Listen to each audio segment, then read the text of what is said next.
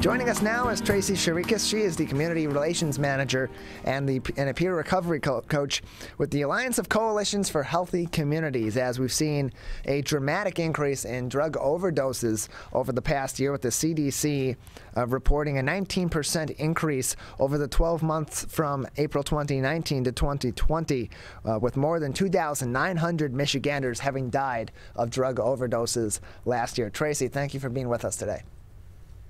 Thank you so much for the invitation. We greatly appreciate it.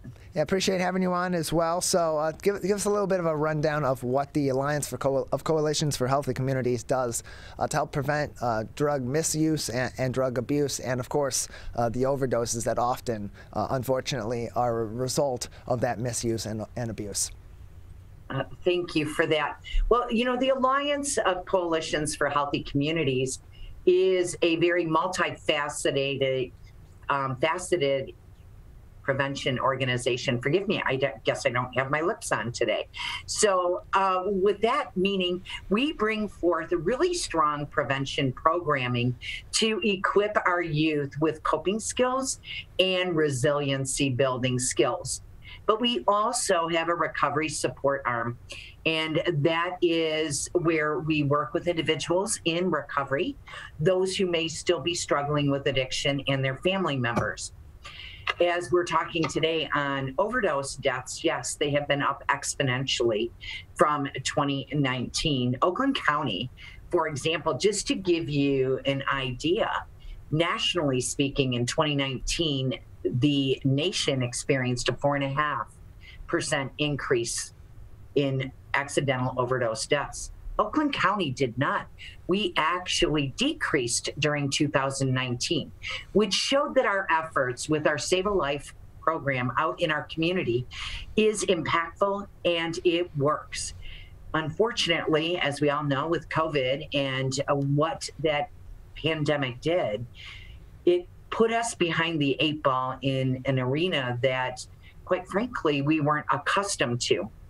We had built this super strong community-wide program and quickly needed to adapt by pivoting to a virtual environment.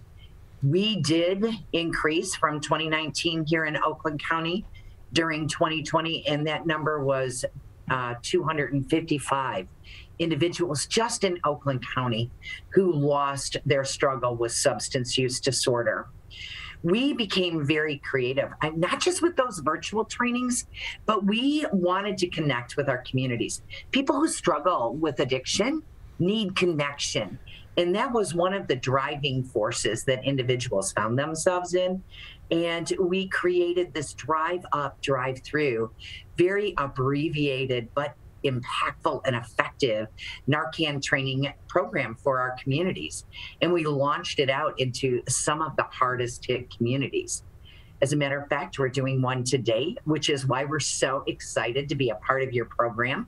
We are doing that drive up, drive through right here at the Oakland Community Health Network building, located at 5505 Corporate Drive in Troy, right in the main entrance. You don't have to leave your car. We will have trainers coming right to your car. You're gonna get a Save a Life bag, which includes a box of 2 doses of 4 milligram intranasal Narcan, as well as being trained and equipped on how to administer it. It is super safe and simple. And just this morning, when I was checking my emails very early, we had an individual who saved a life yesterday. So this program works. We are replacing her kit for free. We just want to get this information out. We want as many community members trained prior to this holiday as we possibly can. We are experiencing an uptick in accidental overdoses since October 1, and they are continuing to climb. So the more people that come out and just really understand what the signs and symptoms are, how easy and safe and simple it is to use this product, they too can help us save lives. So for those that may not be familiar, you mentioned recognizing the signs and symptoms of an overdose being so critical. Of course, if you are someone that's trained to administer Narcan, recognizing those symptoms is the critical first step to administration. For those that may not be familiar, what does an overdose look like? Of course, it's going to be it may be different from one situation to another, but what are some of those key signs and symptoms so that if someone witnesses an overdose but maybe doesn't have that Narcan training or isn't in possession of Narcan, can take action immediately and help this person? Fantastic. So first off, we need to understand that we are all susceptible. You know, we have to stop putting ourselves in silos. We as human beings don't treat our pain very well, and we wait till the last minute, and then we overtake these medications. So some of those signs and symptoms we really want you to be aware of, to look at, would be an individual may start to nod out in front of you. That could be where they're sitting in front of you talking and they simply nod out, or they're standing in front of you and they nod out. But when they're standing, the body tries to naturally balance itself, so there'll be a little tip backwards. But when those eyes open, we want you to look at the pupils. The pupils will become extremely pinpoint. And when that occurs, we want you to understand that that means an opiate is in that person's system or a pain relieving medication. Opiate-based medications or street drugs are the only drugs that cause those pupils to become pinpoint. Their breathing may start to become very shallow or none at all. They might start to turn pale or blue, and usually you start to turn pale, and then it will go to a blue hueish. People of color, you want to pull back that cheek and look at that inner tissue on the inside of their cheek. If you hear gurgling sounds, or if you've ever known anyone with sleep apnea, it sounds like that. And it is very critical that we get them the basic skills to them right away to help reverse the effects. Usually, if you don't have your Narcan on you, the mere fact that you can recognize these signs and symptoms will allow you to quickly dial 911 and let them know where this individual is. If you're in a parking lot of a big box store, look up. What aisle am I in? What kind of vehicle am I standing behind? What am I clothed in? So that EMS and first responders can find me quickly to get the aid necessary to the individual. We're joined by Tracy Chirikas. She is and she's with the Alliance of Coalitions for Healthy Communities. They're community relations manager and also a peer recovery coach, joining us today on the MegaCast. And so, mentioned the signs and the symptoms of an overdose for those that may be seeing family or seeing friends this holiday season for the first time in a while. Maybe they haven't been keeping up with this family member or these friends, and they may be able to recognize some changes that may be evident of drug misuse or a substance abuse issue. What are some signs that they can look out for so that they can either talk to this loved one of theirs and see if there is a problem, or maybe even seek help for them? Well, let's break that down into categories of human beings. Okay. So if we're talking about elderly, you know, they were one of the ones most isolated during the whole pandemic. So we really want to look at, you know, has their pill taking management changed? And if it has, are they more forgetful? So you may want to invest in a different style of pill dispensing equipment for the elderly, where it literally has an alarm on it, and their pill tab will not open until that alarm goes off. That is a super simple, effective way to help keep our seniors safe. For our other loved ones, start paying attention to perhaps their hygiene. If they were always, you know, very model-esque in their mannerisms, meaning hygienically clean and, you know, always matching, but now all of a sudden they don't seem to care, and their hygiene is a little less manicured, pay attention there, check in with them, see if they need help. It might not always be drugs. It could be mental health issues, because, you know, when we think about this, This may be the first Thanksgiving since the pandemic that we've been together in a really long time. So people don't always know how to step in to that scenario. They're a little bit more fearful, and it may cause some anxiety, maybe a little depression. If that seems to be a little more than normal, just sit and really listen to that individual and see how you can't help them. If they are taking medications that they didn't take prior to, ask them about that and ask them if they're seeing their doctor regularly. Sometimes we just need to be heard as people, and we're all navigating the after effects of COVID very differently from one another, and it doesn't make any one person more right or less right. It just means we're human and we're trying to navigate it differently. We're joined by Tracy Chirikas. She is the Community Relations Manager and a peer recovery coach at the Alliance of Coalitions for Healthy Communities, joining us on the MegaCast. And so, of course, we've heard the news recently about a dramatic rise in overdose deaths in Michigan and across the U.S., about a 19% increase between 2020 and currently over the past 12 months, with 2,900 total overdose deaths here in the state of Michigan during the last year. But here in Oakland County, as you mentioned earlier on, the numbers actually decreased. So differently than other areas, what's Oakland County doing that is setting them apart in this regard? And while other areas are increasing in overdose deaths, we here in Oakland County are experiencing less overdose deaths than before. Well, let me correct that, because in 2019, we did decrease in Oakland County. Okay.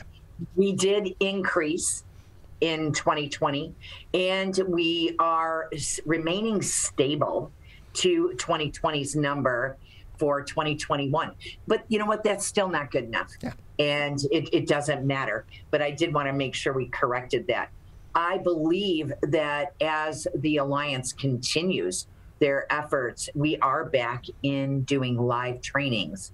We trained last week, for example, the West Bloomfield Parks and Recreation Department, and that's a group of individuals that we have been wanting to train, not West Bloomfield in particular, but we really thank them because they see different groups of people than other people. So if we can get every entity trained in how to recognize those signs and symptoms and not to be afraid to step into that environment to help save a life, that's the difference. That's the game changer as far as what's going on in Oakland County. We are all working together. We all want to save lives. And I do believe that now that we're back doing live trainings as well as virtual, that will still stay, but we're doing live and virtual as well as drive up, drive through. We're really trying to meet our communities in whatever area that they need help in to get this information, number one.